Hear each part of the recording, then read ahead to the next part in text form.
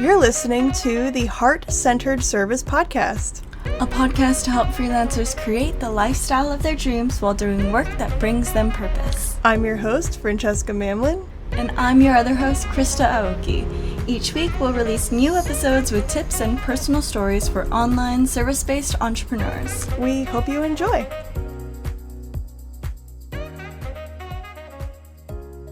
Welcome to episode 8 of Heart-Centered Service. In this episode, we're continuing our Marketing for Freelancers series by talking about how you can start attracting clients on social media. And I used to hate social media, so if you can relate to that, you should definitely keep listening because there is a way to make social media fun and not draining. And I don't post on social media every day. Like, I'm not always on Instagram stories. I can pull away from Instagram and use it in a way that people still find like what I'm posting and what I do and what I'm all about. So yeah, social media can be fun. You don't have to be on it all of the time. And yeah, so let's start by talking about which platform to use. Fran, what do you think about figuring out which platform is best for your freelance business?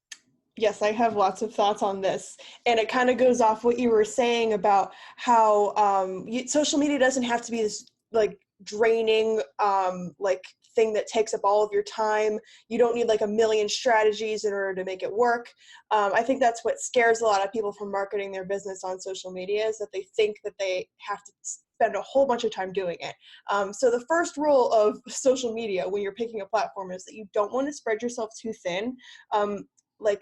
A lot of people are on social media, right? But most people only spend the majority of their time just on one platform. They favor one platform over the other ones. And you can actually look at your ideal client and look at like their demographics, what demographics they might fall into, and use that to figure out what platform they might spend the most time on social media. And there's a lot of resources to look this up. If you want to go just by demographic, I can link a bunch of articles in the show notes that I use that have backed research data on like what age groups and what different types of like demographics of people are on different platforms. But yeah, the first rule of social media is that, especially when you're just starting, if you're just starting your business, pick one or two platforms. Don't try to do all of them. Because you're not going to be able to master all of those platforms, and your time is so much better spent really leveraging a platform that has a lot of people that are going to want to connect with you. Yeah, and you know what's really funny is I didn't follow this advice for the podcast. Like, Heart-Centered Service is on every platform, but when you look at our analytics, like, we're not putting that much effort into Twitter. Like, I'll just post every time we have a new episode or every other time we have a new episode, and we're not getting any traction or attention on Twitter, so it's just like really wasted a few minutes every week. So I think it's really important to just tell yourself, you don't have to be on every platform. Just like snag those social media handles so that you have them for later, but you don't have to be on every social media platform. And then once you identify the platform or platforms that are most important to you, so for us it's not Twitter, use numbers to track your performance. So we can see that we actually get a lot of attention from our Instagram. Like, people are clicking our Instagram URL. So pay attention to like how people are engaging with you, because then you can make those CEO decisions on what you can do with those clicks, basically. And I think it's also important to remember that with social media, it's about attracting people. So what you're posting is not going to necessarily lead to a direct sale. But I actually had someone who's followed me for 2 years now reach out to me for like two different project requests. So it's about attracting people and showing people what you do, and not necessarily going in for that sale immediately. And oh my goodness, I just realized, like, within the past 24 hours that every platform attracts a different type of intent too. Like, people are using these platforms for different reasons, which is like, it seems like common sense. Maybe if you're listening, you know this, which high five. But yeah, I just figured this out. And it leads into our next bullet point, which is, what the heck do you post on social media, Fran? Yeah, you made some really good points, especially what, like, just going back to what you said about tracking your data, and the fact that people have a different intent based on what platform you're working on. So, like, I'm just gonna address those really quick. So yeah, if like, let's say like you really want to focus on like Instagram and Pinterest, and you don't want to pick between because you're not sure which one is going to work better. Like, really go in with both of them and track which one is doing better, and then you'll know in the future, like, oh, maybe I should be leveraging one more than the other one. But it's not something you like, it's not something you want to do with all of the social media platforms. Like, you really don't, you want to, like, we talk about this pretty much with every other episode, every other topic. It's like, start with one thing and get really strong with one thing before you build on the others. So like, when you see other businesses who are like on all of the platforms doing all of the things and doing it really well, they're likely businesses that have been around for a long time, and they have built their social media presence like one platform at a time. And then the other thing you said about people having a different intention based on what platform they are using, that's a really good point to consider too, because people on Pinterest are probably in a more investigative mindset. They're probably in a problem-solving mindset. People go to Pinterest for answers, whereas on Instagram, people are usually on Instagram to distract themselves or to like blow off some steam or to connect with people. So that's really important to consider too when you start crafting your social media strategy, which is what we're kind of getting into now with what to post. But you really have to be thinking about how you're going to make that first connection point with your ideal client. And remember that you're not going in for a sale. You're actually, this is where they're going to meet you for the first time, and you don't try to sell to somebody who has just met you. That's just not how it works. Yeah, like in certain places abroad, how you're looking at the menu and people are just like coming in already, like trying to pull you into the restaurant, but you're like, I haven't made my decision yet. That's how people feel when you try to sell to them on social media. Yeah, it does. And those of you who have been to Asia will be like, yeah, I totally know what you mean. Because it's like, you can't even like look at a store without like having the person coming out and being like, so you want to buy this, you want to buy that, and try and negotiate prices. And you're like, whoa, we're not there yet. Don't be that person on social media. Yeah, so you really want to consider their intentions. And so yeah, what do you post? And this can depend entirely on platform. Like, this is a very general episode about social media. You'd really have to dig into this specific platform for nuances on the strategies. But an overall rule is that stories, you really can't go wrong with a story. Stories are the number one way that you can build a connection with somebody, that you can grab somebody's attention, because we are just wired to connect with narratives. And you can use stories to teach, you can use stories to hit the pain points of your people and bring them in and show them that you are one of them. That's really like, there's so many different ways you can use them. Instagram's a really great platform for storytelling. I think it's a really good one for most online businesses, except for very few exceptions. I've always been really into the mini blogging with Instagram. My Instagram captions are like paragraphs and paragraphs, and I'm telling personal stories. And yeah, not every single person is going to read them, but I guarantee you a few people are, and they're really like feeling like they have an actual connection with me.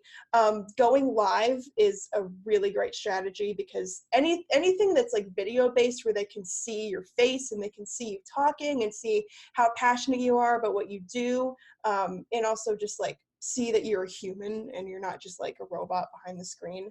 And yeah, and finding ways to just tell stories and to teach and to share things about yourselves. And yeah, and then we'll get into this a little bit later, but social media is about the connection, and then you're like, it ultimately it is a platform, so you want to get them off the platform onto like an opt-in where you can, like, get them into a funnel and stuff. So you can also start making gentle pushes towards like free offers you have to build your email list, which if you're like, whoa, don't worry, like we'll get to that later. So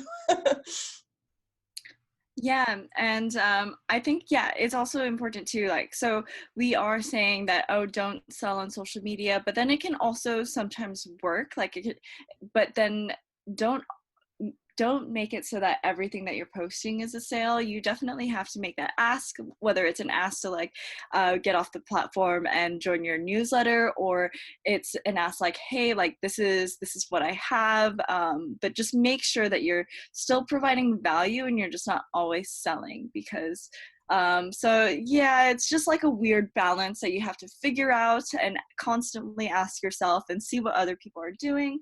But it's just good to always be thinking about that, just thinking about the other person on the other side of the screen. Yeah, it's very intuitive. And I like to think of it as like my followers are my friends, which I treat them like my friends, because like when they message me, I respond to them. A lot of times I build real personal connections with the ones who message me really often. So it's like you're getting on social media to talk to your friends.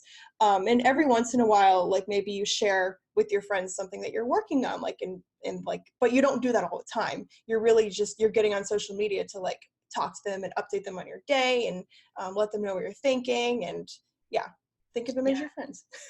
Definitely.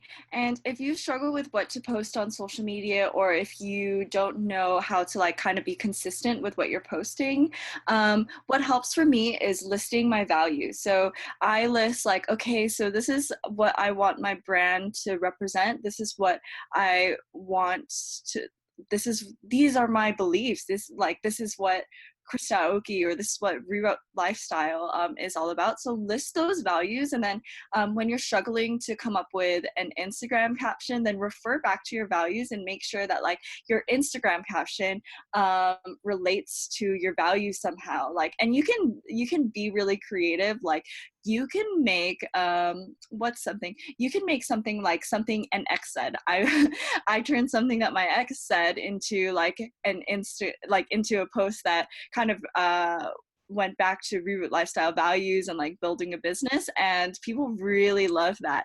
And I posted something recently. I didn't refer back to my values list, and I didn't get that many likes on it. I got a lot of comments, but like so it made me wonder like, oh, okay, it's just that thing, like, okay, so people who are following me because they also associate with my values. So I just have to like kind of like tie that in together. But I think that listing your values, or like things that you say really often, like if you're constantly telling your clients like, okay, if you're constantly telling your clients something like, for us, we are really big on boundaries and like making your yes sacred. So having those kinds of like isms and things that you say often, just have that in a list for reference and for inspiration when you're thinking about what to post on social media. And so this can even be related to Pinterest, where people, like you said, Fran, are going to Pinterest for answers. Like, well, you can take your values and you can take your isms and make them into like a Pinterest quote. And then people who are repinning that, people who are engaging with that, opening that, clicking that, they are people who automatically, thanks to the algorithm, resonate with your values. So it's just like one huge amazing circle. Yeah. Yeah, the quotes that I have on my own Pinterest page, like I have affirmations on there, and they're the affirmations that I read to myself every morning. So like there's that real connection point that like people are resonating with it, and I resonate with it, so like they're going to resonate with me. Yeah, definitely. And I think it's really important well, everyone has their different different things that they do and don't want to share on social media. But I think it's really cool to use social media as a platform to like share what you're thinking. So people use Twitter to like have a conversation or catch up on the latest of what's going on. So this is a really good platform to be known for your thoughts and have conversations with people. And I've also seen people start using Instagram stories for it, and I love Instagram stories for mini blogging. And you don't necessarily have to just use Instagram stories as a freelancer to post about work, which is what I think is really cool. I posted about like my mental health issues on Instagram, and people are still reaching out to me and hiring me. So I think, yeah, so there are different lines and there are different things that everyone's comfortable with, but it's really cool to be able to use Instagram stories or just like these mini blogging platforms as a way to attract people who believe what you believe and who respect, like, who understand you. Isn't that wild? It's like, as an Asian American, talking about anxiety is like not a thing. So it's really, whoa, okay, that's another episode. We should make that episode. Yeah, like I really do love the interaction with Instagram stories because whenever I want to talk to someone about something, I post it on Instagram stories and it starts that conversation, and it's not always work related. Like the other day I posted about like a bag for travel monitors, and someone brought it up to me like yesterday on a conference call, like, oh yeah, so you're traveling with a monitor now. And it's really cool to just have these other things to talk to your clients about that just make the connection human, so you're not just talking about the weather. Yeah, it's so important because you are a human being. Your potential clients are also human beings.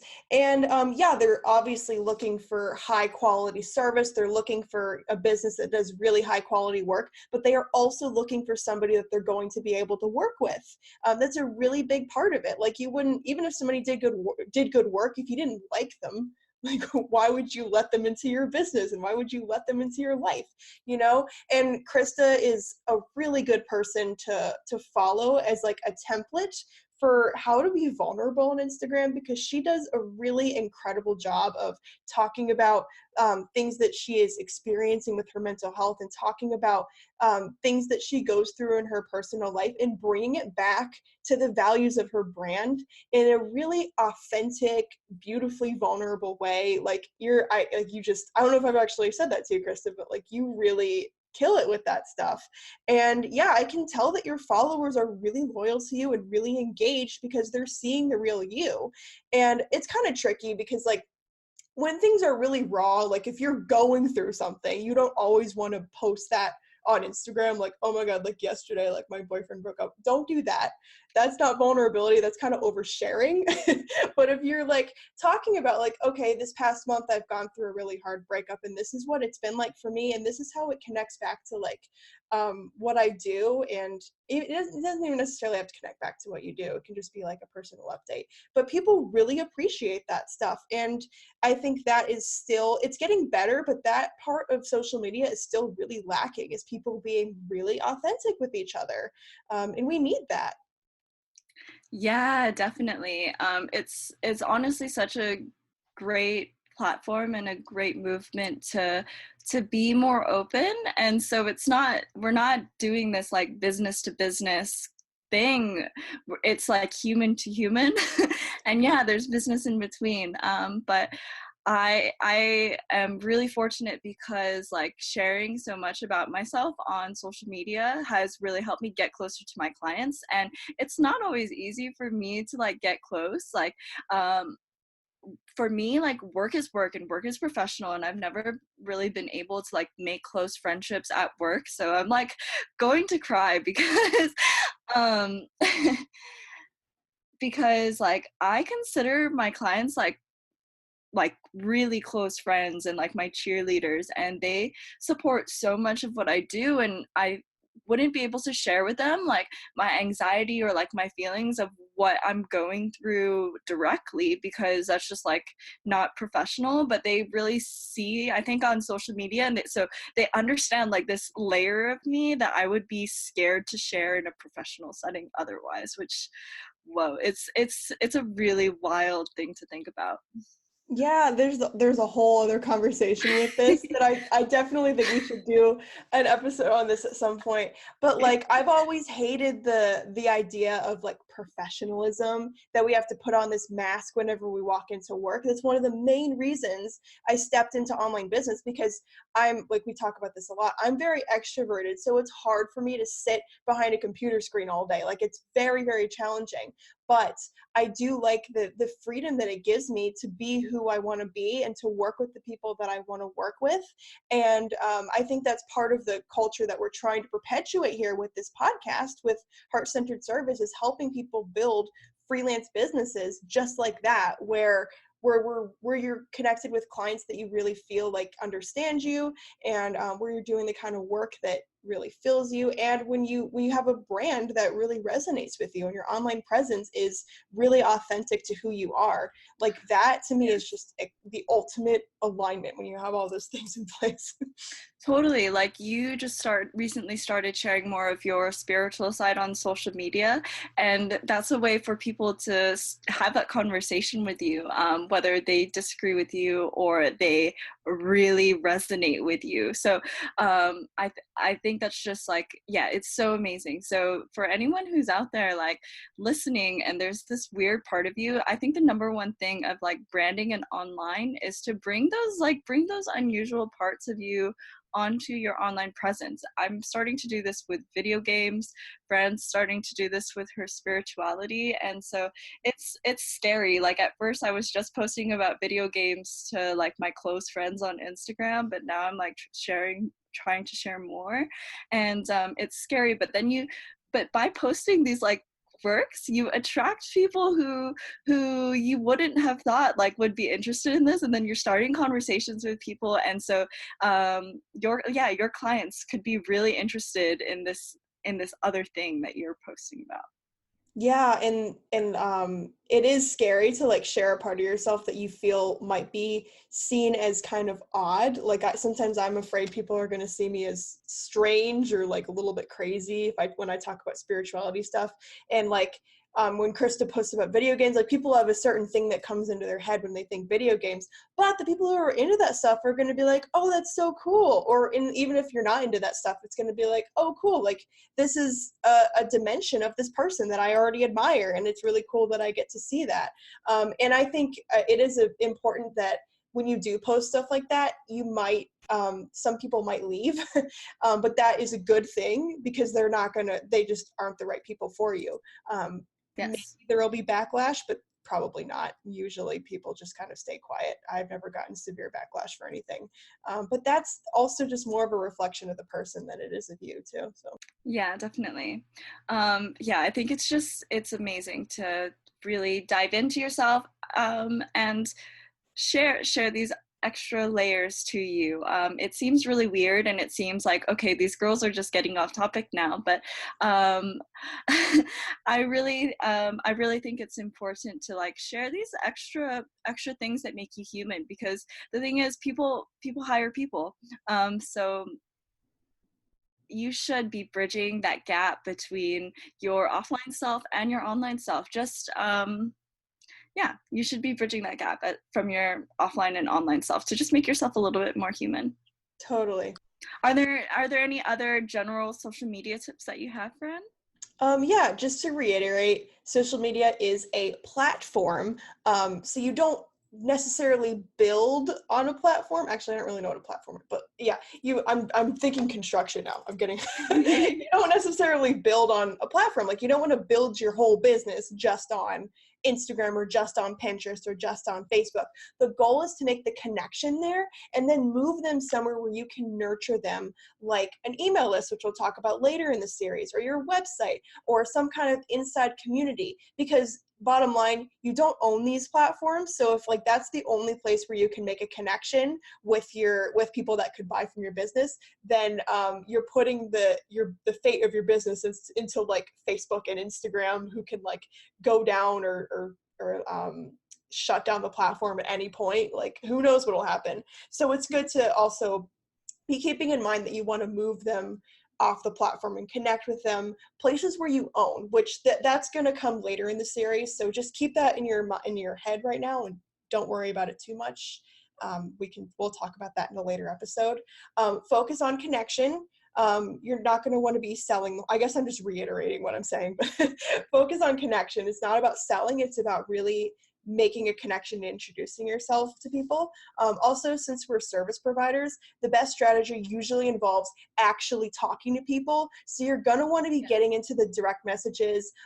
You're going to want to like encourage people to actually contact you and have a one-on-one conversation with you, because really the only way you're going to get someone to buy a one-on-one service is if they've had a conversation with you.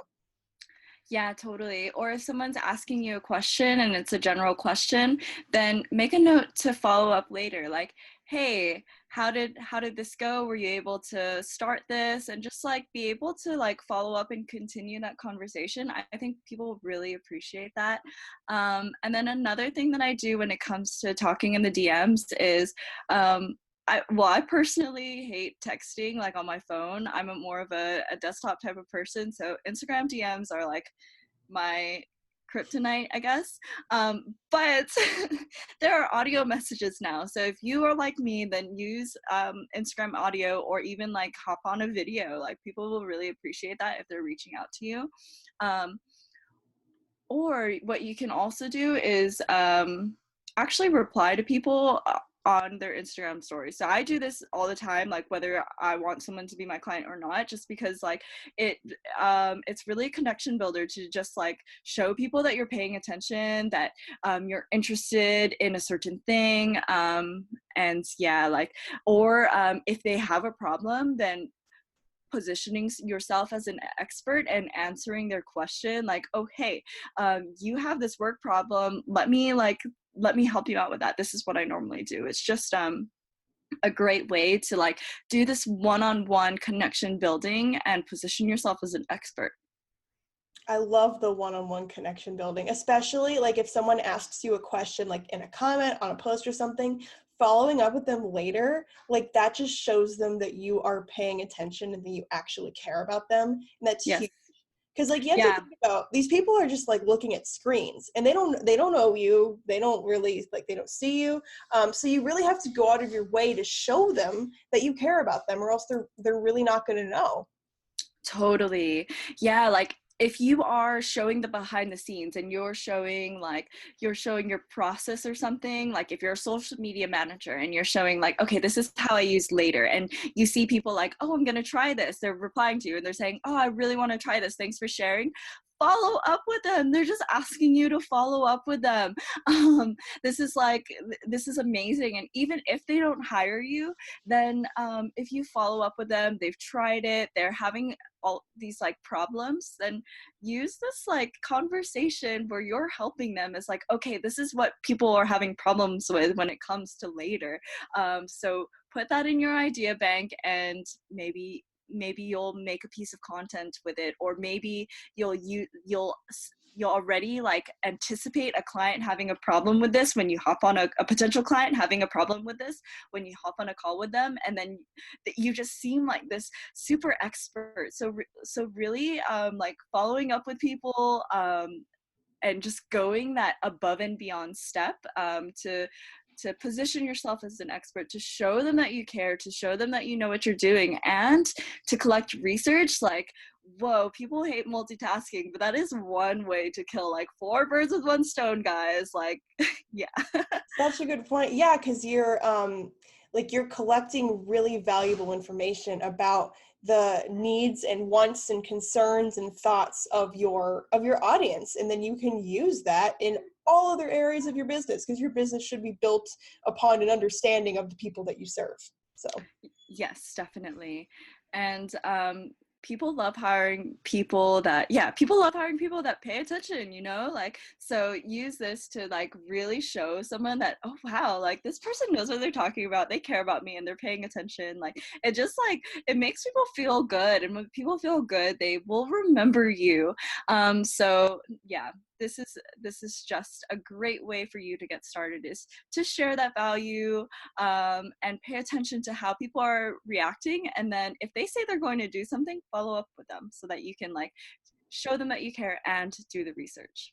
I love it. Yeah. So if you're listening and your business currently doesn't have a social media presence, if you're just getting started, I would say the first thing that you should do is find one or two platforms. You can just do one if you want. You really can. Find one or two platforms that you really want to master and really put the time into setting up for your business.